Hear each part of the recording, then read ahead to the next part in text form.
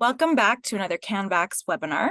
Since 2019, we've been hosting these webinars to help support public health professionals working in various levels of immunization. To learn more, please visit our website at canvax.ca/webinars as indicated in the link you see on the screen. Today's webinar, Building on Success, Leveraging Pandemic Learnings into Lifelong Vaccination Practices, is brought to you by the Canadian Public Health Association through the CANVax project. I'm Antonella Pucci, Manager of Immunization Initiatives at CPHA, and I will be moderating this webinar. Before I begin, we want to acknowledge that CPHA's office is situated on the ancestral and unceded territory of the Algonquin Anishinaabe people. They have been the guardians of this land for millennia, and we are grateful for the example their stewardship provides. CPHA is committed to working with all First Nations, Inuit, and Métis peoples and their governments in realizing meaningful truth and reconciliation. For a bit of housekeeping, it should be noted that all attendees are muted. For this webinar, we will be using the Q&A feature to ask questions to our presenters at the end of this presentation. So if you have any questions, please type them in the Q&A box at any point during this webinar. When asking a question to the presenter, the question is first read out loud, answered live by the presenter, and then posted in the All Questions section. If you have any questions regarding technical difficulties, please contact canvax@cpha.ca and we will reply to you as soon as we can.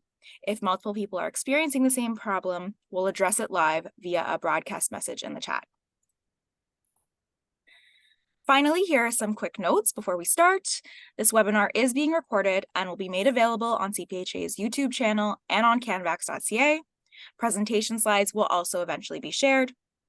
We invite you to take a short 5-minute post-evaluation survey at the end of this presentation to provide your feedback in the delivery of this webinar. And finally, if you haven't already registered with CANVax or subscribed to our newsletter, visit canvax.ca today to do so. So with that, let's begin. We have the pleasure of welcoming our speaker, Kathryn MacDonald. Kathryn, or rather Kat MacDonald, is the Director of Product at CANImmunize. She led the design and development of ClinicFlow, an end-to-end immunization clinic management platform, throughout the COVID-19 pandemic and throughout its implementation across the province of Nova Scotia. Prior to joining CANImmunize in 2020, she worked in research in the maternal child health space, supporting newborn screening and preterm birth surveillance efforts in Ontario and internationally. So with that, I'd like to turn it over to you, Kat. You can start sharing your screen.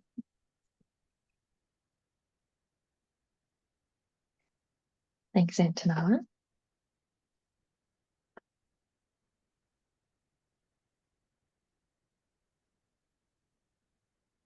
All right, everyone can see my screen? Yep. Awesome. Well, thank you again for the introduction and for inviting us to participate in this webinar.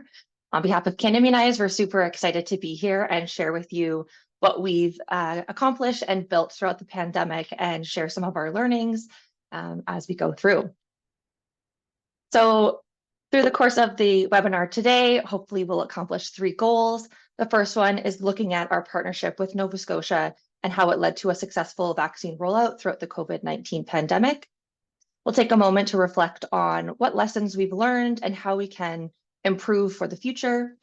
And then lastly, look at moving forward and what can we do now to catch up and prepare for the future. So just a little bit about CANImmunize for those who aren't familiar with us. We've been focused on immunization technology since 2012, where our team developed the first digital immunization smartphone app. We have expertise and experience in the immunization space, and this gives us a deep understanding of the challenges that public health faces when rolling out digital technology. So for over a decade, we have been building this expertise into our software. We're a small, proud company in Canada, just hovering around 45 employees right now. We are a very passionate and dedicated group of engineers, designers, scientists, and public health experts.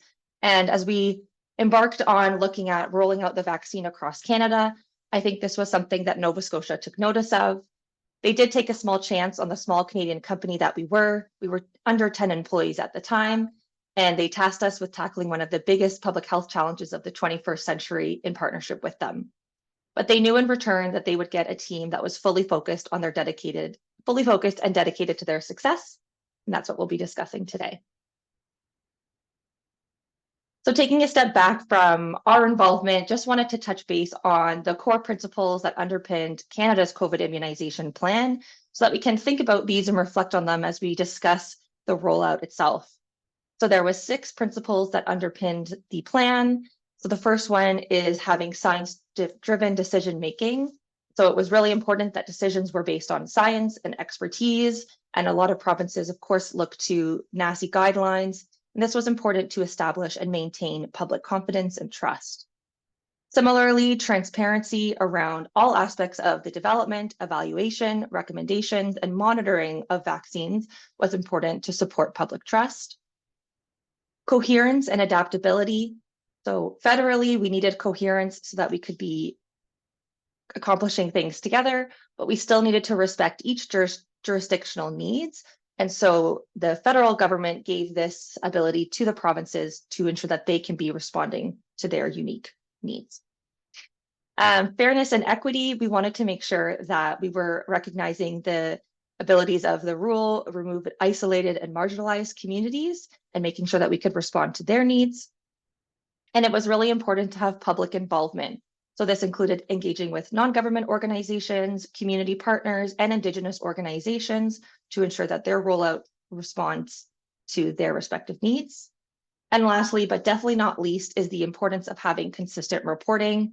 I think everyone is aware of how important the data is, and we'll definitely dive into this in a little bit later. But having timely access to comprehensive data was extremely important to be able to monitor the program implementation and inform decision-making. So when we first began the project with Nova Scotia in December of 2020, the list of work that we had to do to get ready for the pandemic was extremely long. We built this product with them throughout the pandemic, really responding to each of their needs. So while Nova Scotia throughout 2021 was really busy responding to the pandemic, we were building that system to get them there. So in under a month, we had the system ready to support the long-term care vaccinations. This was done through a cohort model where all the residents of long-term care homes were imported into the system, and nurses across the homes went in using our tablet application clinic mode to document those vaccines. Shortly later, a week or so more, we opened up booking for healthcare workers, and these individuals were sent an email with an invite link to access a restricted page. So right from the get-go, Nova Scotia was prioritizing the most marginalized and at-risk populations and ensuring that access was tailored specifically for them. Over the next few months, we had to prepare for the launch of the general public campaign. And so this included setting things up for the age-based logic that would come. And they wanted to, from the get-go, really hone in on a centralized approach. This was a decision that Nova Scotia made early on that paid dividends throughout their campaign. And so one of the decisions there was having a centralized booking page. So no matter where you lived or where you wanted to get a vaccine in the province, you would have one place to go and find it. And another decision that they made early on was to leverage the NACI guidelines and actually build in that logic to ensure that the right individuals got the appointment at the right time. While in turn, this did result in a little bit more work on the back end for both us and the government to always be responding and updating that logic for NACI or in response to NACI guideline changes. It did end up meaning that everyone who was able to get an appointment got that appointment kind of in that priority order. Throughout the end of the summer and into the fall, we expanded our vaccine portal to include the federal proof of vaccine credential that we all know and used with the QR code. We supported multi-person appointments. We made improvements to our admin console so that they were better able to manage and perform kind of the administrative task of their campaign. And then we also built out a bulk import so that individuals outside of the province could submit those records to Nova Scotia, and then they would be honored in clinic flow. So really getting that whole centralized approach, regardless of if you started your vaccine series in the province or somewhere else in Canada. As we went into 2022, things slowed down just a little bit for a quiet pause. And we were really focused on just accommodating all of the NACI updates. And so this resulted in the new booster series, eventually second boosters, The additional dose bookings for those who are immunocompromised or came from out of Canada and needed an additional dose. We launched a self-check-in module to support mass immunization clinics. Then we had the pediatric doses and the infant doses. And through this all, we also created a way to make sure that we could track invalid doses. This was really important for individuals who had received transplants and needed to restart their series. And so again, wanted to have all of that tracked within the system so that that forecaster that was based off NACI guidelines really was being used to its full effect. Because the guidelines ended up getting quite complex with who was eligible for what and different intervals for different populations, our initial forecaster that we created wasn't quite complex enough to do that. So we totally revamped the forecaster to support series complexity. And this was really exciting for Nova Scotia and for us so that we could be able to support all of those nuances and continue to guide individuals to get the right dose at the right time. Into the fall, it was another really exciting time. Not for the public health because MPOX came around, but for us as a win of technology and supporting, a new vaccine campaign that needed to go out in mass manner. We had the MPOX campaign up and running in just under a month. And so that was really exciting because the technology was able to keep pace with the approval of the vaccine and getting it out into the clinics, getting the clinic set up, et cetera. We also expanded the platform to support both COVID and flu bookings in the fall. So previously the system was really focused on COVID and everything was kind of focused just on that one product. And so we did a big kind of revamp again of the system to be able to support flu bookings. And by doing so, now the system can support any number of services, whether that's a vaccination service or any other service that you could get at public health or in a pharmacy setting. Into 2023, Nova Scotia shifted to be more of a sustaining approach, and we went into more of an expanding approach with the product. And so earlier this year, the global emergency of COVID was declared over, which was a huge win for everyone here. And I think everyone can appreciate that our lives are a little bit back to normal. And so to support Nova Scotia's shift away from pandemic operations, this kind of meant decentralizing a lot of the work that the government was doing. So up until early this year, the government staff itself were setting up all the clinics for all the pharmacies, managing all the booking pages, again, doing all that legwork to make sure that everything was centralized to align with that really easy approach for the public. So we've made some improvements. So now it's super easy to make your availability for your clinics. We introduced a feature for drop-in appointments so that people who wanted to walk into their pharmacy were able to continue to get vaccinated easily and documented in our system. And then this summer was really exciting because we launched VaxRecord NS, which is not specifically related to our clinic flow product, but nonetheless a really exciting opportunity expanding beyond COVID, where this allows Nova Scotians to access their immunizations that are held within the public health repository, also known as Panorama. And so they can log in through their Nova Scotia identity and access that information. So this is the first step in really getting the public health information, immunization data into the hands of the citizens whose data it is. We're also going into the school year with our new product, which is our eConsent module. And so this will be launched province-wide this fall to support all of their school immunizations. I think COVID had taught us that no one wants to deal with paper anymore. And I think if you talk to any public health person or everyone that we've talked to so far, or even some parents, they always talk about that backpack express and bringing that consent form home in the backpack and it getting lost or it getting covered in lunch or something like that. And then all of the nursing teams having to go around to the schools and collect those consent papers. So COVID taught us that we could do this online. And so we've implemented that. And so this year, parents will get that consent form for their grade 7 immunizations sent directly to them. And it'll go right back to public health where they'll be able to monitor, review, and track progress immediately online in a console. So what's next for us with Nova Scotia? We always kind of think, I think both on our side and on Nova Scotia side, that things will slow down, but The pandemic continues to keep things exciting. There's new variants, and there's a lot of opportunities that we've now built the foundation for. And so we're super excited to continue to grow and expand our footprint in Nova Scotia in the immunization space, and of course, beyond into other provinces. So over the past 2 years, this is what we've built. So Clinic Flow is our end-to-end immunization software. You can see here the provincial booking page that Nova Scotia uses for their COVID and flu appointments. Our tablet application allows you to document doses in 3 clicks of a button. It pre-populates all the data based off of the Canadian Vaccine Catalog, which is the Canadian standards for vaccinations, which is something that we own and maintain right now. And it allows the immunizer to see all of those dose history, track all their AFI notes and clinical notes, and then immediately the individual will get an email with a link to the secure portal to access their receipt. We can see that the user interface is really streamlined for administrators to set up their clinic availability. And we have our comprehensive forecaster that really hones in on all of the nuances of NACI guidelines around preferred versus allowable products, minimum versus targeted dates, and can tailor into each of those based off of the special populations that require slightly different recommendations based off of the general public.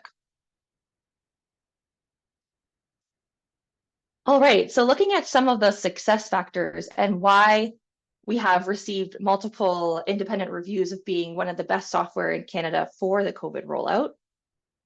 So as I had mentioned, Nova Scotia really did take a centralized approach from the get-go. This started with centralizing from a government aspect and transcended down to how they ran their campaign on the ground. And so one of those wins was having the centralized booking page. And so for those folks who are here on the call from Ontario, many of us are familiar with hunting down from various websites how to get your vaccine. Someone I think referred to it as the Hunger Games in a news article. So it was very, very hard and complex. It also meant that you might have registered for multiple appointments at multiple pharmacies, which could lead to no-shows and low uptake or vaccine wastage. So the centralized booking page was a really key feature that we were able to build for Nova Scotia based off that decision. You were able to put in your address, and then it sorted everything based off of your location. It showed which product was available and the earliest availability for that clinic, so that you were able to determine if you wanted to drive just a little bit farther to get that vaccine a little bit sooner, which is crazy to think about now, but during the midst of the pandemic, that was definitely something that I think everyone was eager to be doing. They also had multiple pathways employed to get individuals vaccinated. I think during the COVID and the pandemic time, a lot of people and a lot of jurisdictions really put in a lot of resources to make sure that everyone got their vaccine uptake. And this is something that might not be sustainable as we look to normal operations. We'll put normal in air quotes there as we go back to regular immunizations and things like that. But they were able to use cohort-based clinics, mobile clinics by bringing the tablets with them. They had community booking pages for marginalized populations and Indigenous populations, which then their community leaders were able to support the booking for their communities. We had multi-person appointments that took the form of drive-throughs, and then ultimately ended up with drop-in appointments for kind of that post-pandemic era. So all of this together really focusing on that equitable access. And as I had said, we were recognized for being one of the best systems that came out of the pandemic. And there's been a paper that showed that the centralization of vaccination booking may have decreased overall barriers to access and vaccination uptake. And the centralization and the single booking page that we created with Nova Scotia has been something that other jurisdictions and groups have been interested in. And so we're super excited to continue seeing how we can leverage this for other public health programs or just routine immunizations in the future. One of the other things that Nova Scotia really focused on was having safety and speed. We know that all provinces were working as quickly and as hard as possible to make sure that everyone got immunized. Immunization occurred in priority order. And so we were able to give them the tools to support that. So one of them was that eligibility logic, making sure that the right people booked the right appointment at the right time. And supporting this, there was also pre-screening. So once you've booked your appointment, you were able to complete a COVID screening form, which if you indicated signs or symptoms of COVID, it would cancel your appointment and indicate that you need to rebook once you've overcome your COVID sickness. But it also had all the health status forms that went over, are you pregnant? What are the risks? What's your age groups? And this really enabled individuals to read that information comfortably in their own home, maybe do their own research, and really come prepared to the clinic with any questions. And similarly, they were able to provide their consent before. And so this meant that when they came to the clinic, all of that, simple, redundant question asking was done, and they could really focus on what questions did they have around the content of the forms to make sure that they were making an informed choice. This also screened them out if they were ineligible or prompted the nurse, if you had said that you were allergic to something or you were pregnant, it would alert the nurse to pause and have a conversation about that. So it made it really easy for the nurses or the pharmacists to be guided through the immunization workflow. And part of that is through the user-friendly app. So super streamlined user face, and then did leverage the CVC so that everything was pre-populated. And this really resulted in consistent and up-to-date documentation every time. And because no matter where you went in the province to get vaccinated, you were using this system, it meant that each interaction, these forms were getting reviewed and updated, which meant that the data that they had was comprehensive, but always up to date. So this is a quote from Alison Bodnar, who's the CEO of the Pharmacy Association of Nova Scotia, just highlighting how the platform really simplified the process for them, and that they can really focus on the patient and getting the immunization and not worrying about the paperwork or the behind the scenes of getting their clinic set up. Now, again, the clinic set up and making sure they had all that ready to go to be able to sit with the patients was done by the government and now has since been slowly handed off to the pharmacists themselves. But I think during the pandemic time, where time really was of the essence, this really paid off for them.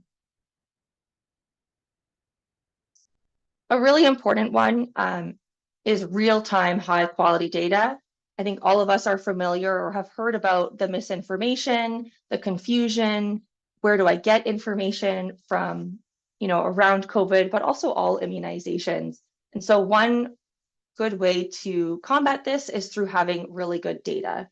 And so Nova Scotia standardized that, everyone had to use ClinicFlow in the province. And all the data was captured with the standards of the CBC. This data was then transferred automatically into Panorama each night so that their COVID immunizations sat on their full immunization history that lived in Panorama. So Panorama continued to be that kind of full source of truth in that way. And then it was very comprehensive data. They had all the health status information. They collected the demographic information, race, ethnicity, and indigeneity information. And again, as I said, this was reviewed at every encounter. So this information, in conjunction with other data sets that the province had, they were able to make decisions in real time around what are the outcomes, what's the vaccine coverage, where do we need to be targeting new clinics, where can we reduce or do we need to add public health restrictions based off the data that they were seeing and the outcomes. So this was really, really crucial to their campaign. And there was some times where, something happened with the data and it was really stressful to make sure that they got that data because they relied on it every single day to make those decisions. And having it flow into Panorama was crucial for that. And this is a good demonstration of how a system can improve the efforts and the system that Panorama is. But we're not trying to replace it in this instance, but they worked seamlessly together, providing that great front-end experience for both patient and providers, while still leveraging Panorama for everything that it's known and used for currently. So revisiting our core principles as we look back on that journey, I think from the science-driven decision-making, they really leaned on the NACI guidelines to make all these decisions, and they did opt to build these into the system. Some other jurisdictions decided to go with a different approach where they wanted anyone to be able to book an appointment, and then that decision really come down to the healthcare provider at the clinic. And so while this decision prevented individuals showing up and putting the onus on the individual healthcare provider, which streamlined it for everyone, it definitely was a cost driver for the government, but ultimately a win because it did support equity in getting the vaccine out. From a transparency perspective, the system allowed for mass communication to individuals who had received doses, and it allowed them to access all the forms and information prior to their clinic to understand their risks and prepare questions. So, for example, when AstraZeneca came out and then there was some shifts in how AstraZeneca was going to be used, what to do with your second dose, we were able to pull everyone who had that first dose of AstraZeneca, send them a communication and recommend them to go book at this appointment. And at times it could even have been a unique appointment to them to go, a unique link for them to go and book that next appointment.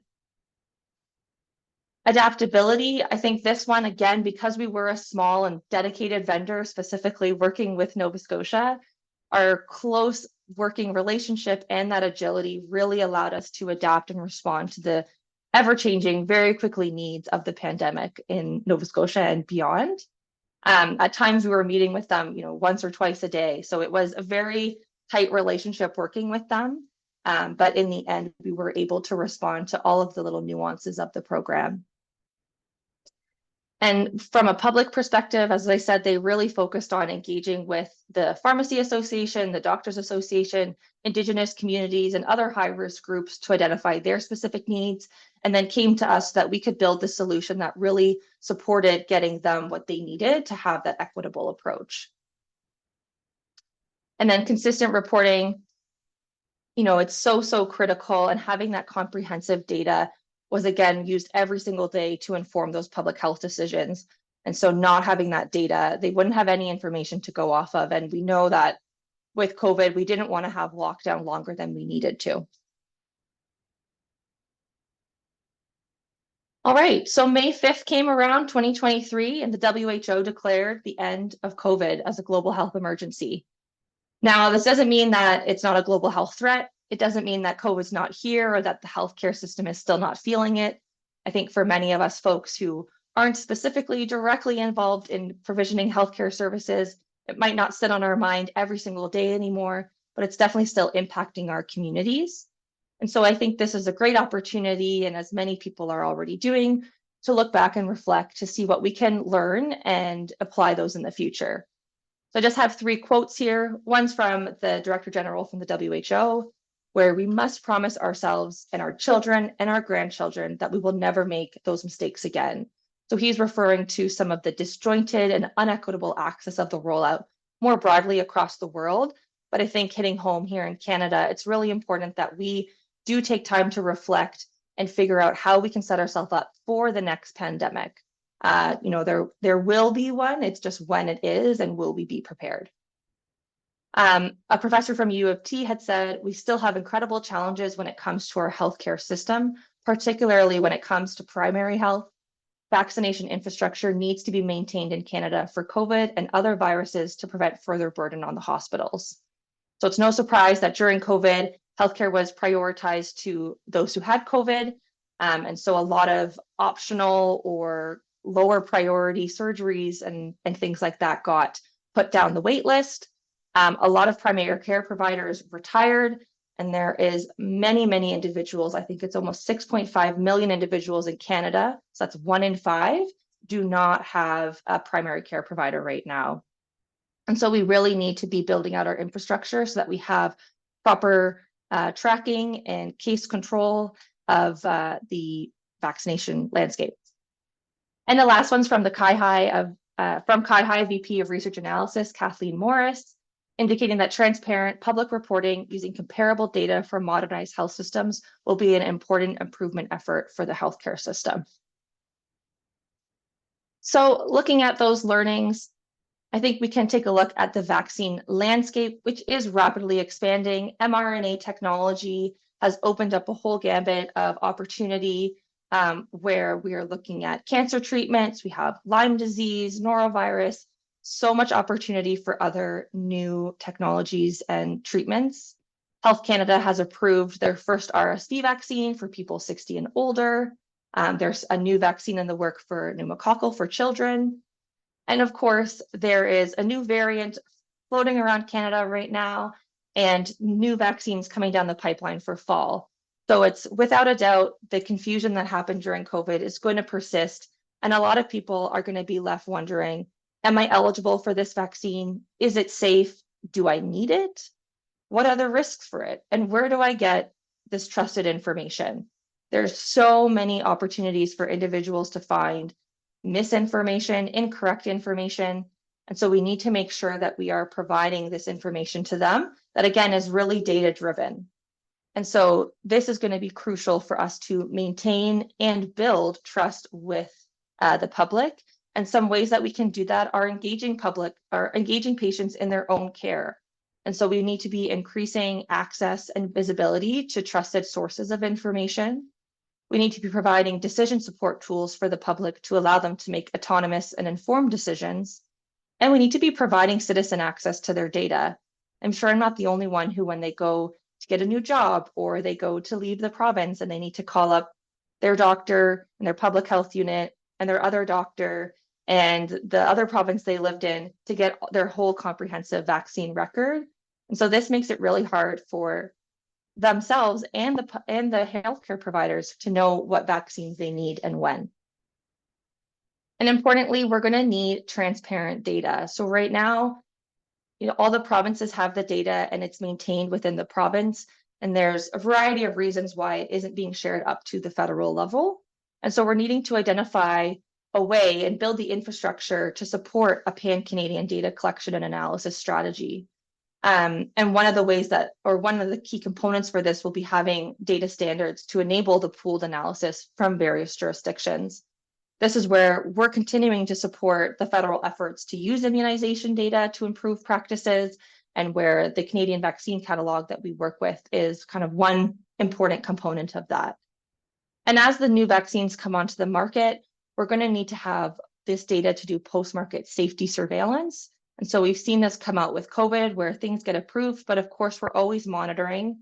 We have a responsibility to be monitoring that data and updating guidelines as we learn new information. And we're not going to be able to do that unless we have data. And of course, the more data we have, the powers are in the numbers. So when it comes to CANImmunize, how are we engaging patients? We've embarked on multiple endeavors to promote patient education and making sure that patients understand what information they need and have access to their data to make their right decisions. We co-developed a component for our knowledge center, which we house on our website and in our public app around mRNA technology, the history of it, what it means, how much do you know about it, to really help the public understand what this technology is, because it is so new, but it's going to be here to stay. And we're going to see a lot of new vaccines that are built off this technology. The next one we see is the VaxRecord NS. So I've already mentioned this before, but this was an exciting project with Nova Scotia, where again, you're able to access your records from the public health repository, as well as access trusted sources of information. Our public app that's been around now for over a decade has all of the provincial schedules in it and allows you to independently track your vaccines. Think of it as a digital yellow card. And then it prompts you with reminders to get your vaccines when you're coming due. You're able to add all of your family records to it. And depending on where you live, you might even be able to submit them directly to your public health unit, which is required for example, when you go to school in kindergarten. And as we embark and look forward to the fall and all the new COVID vaccines, we're anticipating a lot of confusion. And so we are currently developing a tool that's going to guide through the newest NACI guidelines and inform individuals about if they need the vaccine, when they should get it, and which vaccine is right for them. So really wanting to place the patient at the forefront of their care to make sure that they have the information to make those decisions.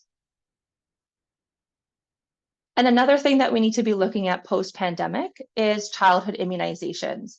So across the world, pandemic has driven a large drop in childhood vaccinations. But closer to home, we see vaccine preventable illnesses could rise in Alberta. Dr. Vera Etches at OPH is indicating, where they're putting our children at risk in Ottawa. And also we're losing some trust in vaccines, and fewer Canadians are believing in the value of childhood vaccines. So there's a common term referred to how vaccines are they kind of struggle because of their success. They've done such a good job at preventing the vaccine preventable diseases that they don't exist anymore. And so people start to believe that they aren't working. And so we need to be able to maintain that trust and highlight as new vaccines come to market why these ones are important. And again, are they the right choice for you? And so 2 ways that we're supporting this is through our eConsent program. And so again, this is going to go live in Nova Scotia. We're hoping to bring it across the country, where again, individuals will get that electronic consent form sent directly to them. And they'll be able to, again, review the information at home, send that information directly to the clinic lead at the school. And the school clinic leads are going to have access to all that information in a dashboard, meaning they don't have to travel around all the schools. It is connected to Panorama, so that information gets sent to Panorama, reducing the amount of admin work of actually documenting and transcribing the paper consents into Panorama. And then this summer, we were super excited to launch Clinic Flow in the Eastern Ontario region with our Kids Come First partner.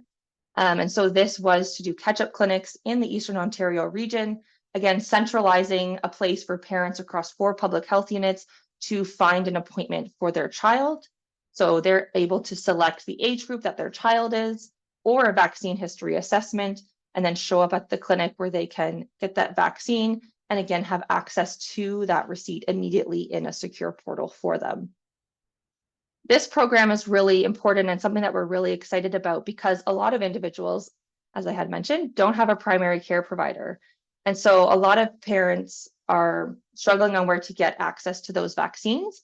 So this is one way that Kids Come First is trying to target that. They really wanted to focus on individuals who don't have a doctor, who are newcomers to Canada, who might not have a health card number yet, really focusing on those groups to make sure that they are up to date on their vaccines, especially as we head into the school year.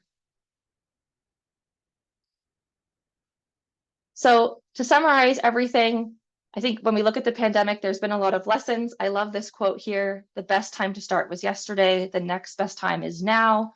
So now we can go forward and apply these lessons into the future. So 4 kind of key take-home messages here. There is power in partnership. I think we've demonstrated that we can leverage the expertise and experience of both government and private partners to build the health system that we need. We need to be prioritizing the patient by empowering them. We need to give them knowledge and their own data so that they can make their own decisions and come informed with questions to their providers. We need to be reducing barriers, both for providers as they are extremely overworked, they're burdened, they're burnt out, and in the public so that they have the time and space to do what they need to do in their busy lives, and really make sure that that interaction at the clinic is around asking questions and getting answers and sitting with the patient and not all the administrative work that needs to come with it. And lastly, but not least, the real-time data. We know that data was so important for COVID. We know that it's going to be important for the future. And we really need to be finding a way for, as Canada, to get this centralized data so that we can make better informed decisions on a larger level. So thank you so much. On behalf of myself, CANImmunize, our partners at Nova Scotia, thank you for listening. My contact information is here if you want to connect with me on LinkedIn or send me an email. Our website is canimmunize.ca if you want to check us out. And I'll hand it over to Antonella as we'll have some time for questions. Well, thank you very much, Kat, for your very insightful and very informative presentation. At this point, we welcome any of our attendees to submit questions in the Q&A. Any of the questions that are answered live will appear in the Q&A window under the All Questions tab. So I'll give you some time to answer or ask those questions to Kat. In the meantime, while we're waiting for some questions to appear, I was wondering, so you mentioned one of the things that made it like Clinic Flow very possible was that you had a very small and dedicated vendor, and you were able to catch a lot of those nuances. I'm wondering, is there any plans to scale Clinic Flow into other provinces and particularly provinces that might be bigger than Nova Scotia's population? Yeah, thanks for the question. It's a great question, and one that we think about as, of course, Nova Scotia is a population of just over 1 million, and that's, smaller than Ottawa. And so Mhm. I think we were able to do so well with Nova Scotia because we were so small and mighty and really dedicated. And through that, we've now built this system that is ready to be scaled. One of the key components for that was that it needed to be something from the get-go that could support mass immunization campaigns. So underneath everything, it really is ready for the masses to come and attack it if we needed to have a situation like that again. So we're definitely looking and exploring to expand out to other provinces. Well, I didn't highlight it here. We did support Yukon with their appointment booking for COVID, and we supported PEI with their proof of vaccine credential, as well as Yukon. So we are actually in 3 provinces, plus with Kids Come First in Ontario now, that's our 4th. Okay. But definitely looking to, now that the platform is kind of built out, it's ready for a pandemic scenario. It's ready for, a smaller scale public health unit. It really can do anything. So definitely something that we're looking into. Okay, awesome. So we have a question that came in from Bernadette. How about immunizations for, and apologies, I'm not greatest with acronyms here, but how about immunizations for OH and S? Are you familiar with the acronyms, or do you mind? Oh, thank you, Bernadette. From Saskatchewan here, we have public health nurses that immunize the infants. Would it be that provider? Would it be the provider that would be immunizing? I think I understand the question. So is it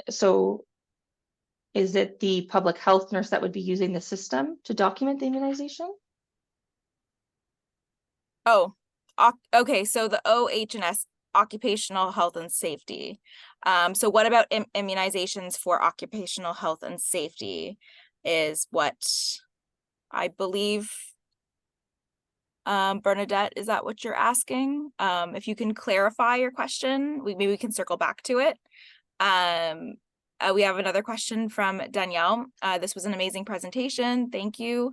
Are there any plans to be able to link immunizations given Alberta so they can be automatically uploaded into the CANImmunize app? Yeah, thank you, Danielle. Great question there.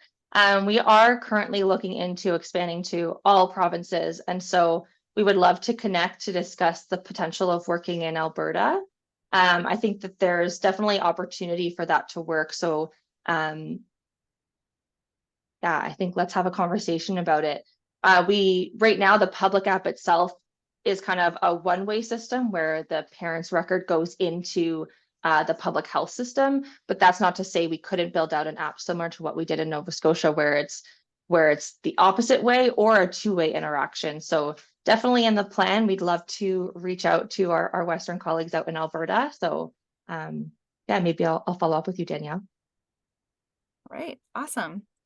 Are there any other questions? I'll give time for other people to type their questions. Just another thank you. Yeah. From For Bernadette's question for immunizations for occupational health, one of the solutions that we built out during the pandemic was a product called Shield. And so this was, at the time, a lot of organizations had the need to have review of all the vaccines to make sure that individuals were vaccinated. And so we did have a solution that kind of supported individuals submitting their vaccines to occupational health for review. We've since sunsetted that product, but that's not to say that there isn't a case for leveraging clinic flow to do the documentation or create another kind of portal that could work in an occupational setting. So I think right now we're really looking at how can we be expanding our current platforms, but also what are the needs of our Canadian colleagues to see what they're needing and how can we help them accomplish that. Okay, awesome. I hope that helps answer the question. Yes, Bernadette says that would be a good idea.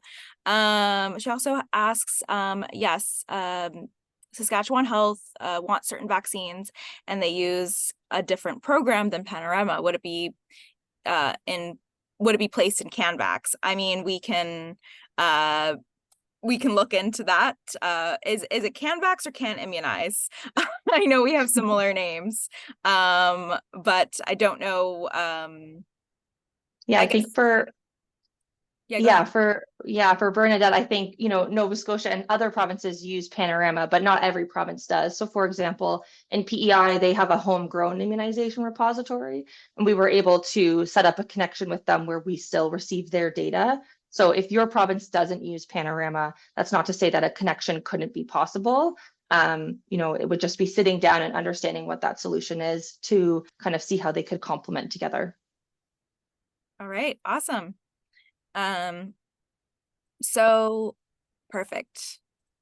And she says, yes, thanks. Awesome. So I'm just waiting for some more questions to come in. But while we're waiting, I was wondering, in terms of implementing clinic flow, was there any pushback that you received at all when, designing this idea and pushing it forward, especially when, there was so much happening with the pandemic? And how did you overcome that said pushback? Yeah, another good question. I think a lot of people during the pandemic, I mean, it was such a crazy time, right? Everyone was working hard, doing everything that they could. And I think change is hard no matter when it is. And technology is something that can be a huge barrier for people. So I think when the province was like, we're going to use this new technology, a lot of end users, whether that was pharmacists or the nurses in long-term care homes, were kind of, oh my goodness, how are we going to manage that? But I think through really supporting them with solid documentation, through training, easing them into it, it really helped them see that it's an easy solution to use, and it's not so scary. And so by the end of it, we had, our training is about an hour long for immunizers. And a lot of the long-term care homes loved the solution. The change management lead who was implementing it across the 300 care homes said that it was the easiest solution that he's ever implemented. So a lot of accolades there, but yeah, I think that was the biggest one, is just a whole new system. How is it going to work? How is it going to integrate with my current processes? And that's not necessarily like a technology software issue, but just more a change management issue. And so just making sure that along the way, you're bringing them support and giving them the education and helping them paint that picture together, I think is really important. All right, thanks. Awesome. So we have another question that's in from Christina. For provinces that are invested in other documentation, booking platforms, are there ways to use this injunction with already established platforms? Yeah. So clinic flow can be this end-to-end system, as we've highlighted here. But the use cases kind of in Yukon and in PEI, there are other instances where it can just be one component of it. So if you're already set up with a booking system, but you're looking more for that front-end documentation, that could be something that we look to see, okay, how can those workflows go together? Or in Nova Scotia, they really wanted to keep that repository focused on Panorama. And so we were like, okay, well, we'll be that front end, but we'll send the data. So I think it's really understanding what you're loving about your current systems and the kind of the pain points and gaps, and then identifying how this system could kind of, whether it's a component of it, could fit together. And so would love to have that conversation with anyone who's interested. Fantastic. And we'll be providing your contact details in the post webinar email. So feel free to reach out to Kat. Another more of a comment from Mary Ellen. Love this presentation. It was very clear and informative. I look forward to the platform that will inform us of when we are in need of a new vaccine. Will it be right for us, etc. So thank you. Thank you. Yeah, we're really excited about that too. And there's so much confusion. And so we're really trying to get ahead to build those solutions so that as new vaccines come down the pipeline, it's one more thing that we can add to our roster of patient engagement tools. Fantastic. So still waiting for some other questions to pop in, but I have another question. And it's kind of more like a reiteration of already like the key points and key recommendations that you mentioned in your summary, but what's some of the main advice that you would provide to folks that are trying to implement something similar or scale a program similar in their communities or their municipalities or provinces? Yeah. I think taking that like a a scaled approach is really important. As I said, change can be really tricky, and there's, as soon as you dive into things, the complexities dig out and kind of come clear. And so taking that scaled approach and really focusing on what are the most important needs in the immediate term and expanding out. And we did that with Nova Scotia, where we really needed to focus on getting long-term care cohort set up.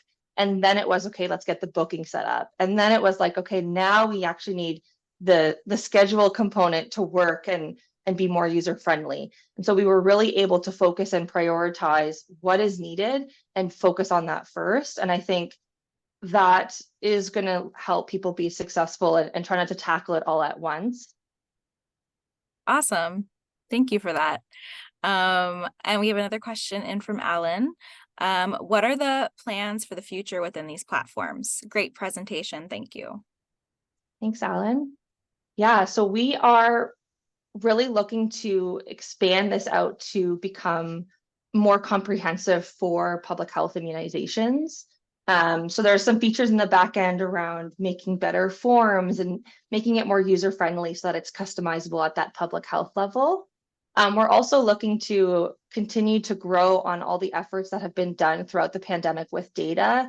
And we know that a lot of provinces are looking now at data standards and building out clinical data repositories. And so how can we be leveraging data from other systems to work with our system to kind of just enhance it and grow?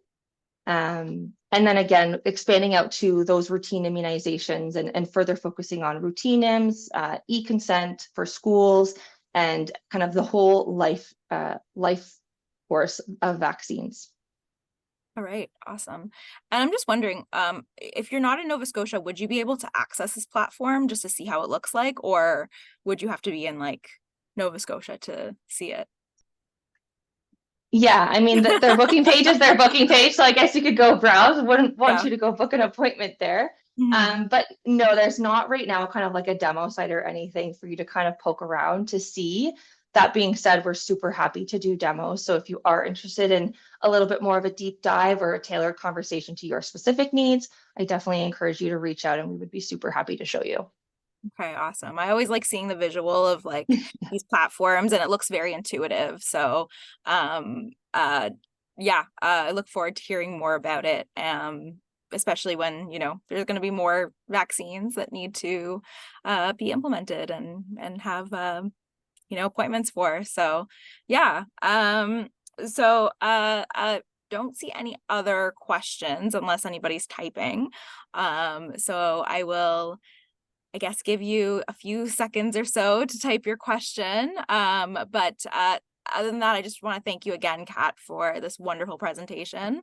A reminder to everybody, a recording will be available shortly, maybe within a week, after this webinar today, and presentation slides will also be made available. And don't forget to fill out the 5-minute post-evaluation survey so we can get your feedback. Other than that, as I see no questions, I think we're going to end it off here. So thank you so much again. This was fantastic. Thank you so much. Thanks everyone for watching and listening. Awesome. Have a great rest of the day, everyone. Bye.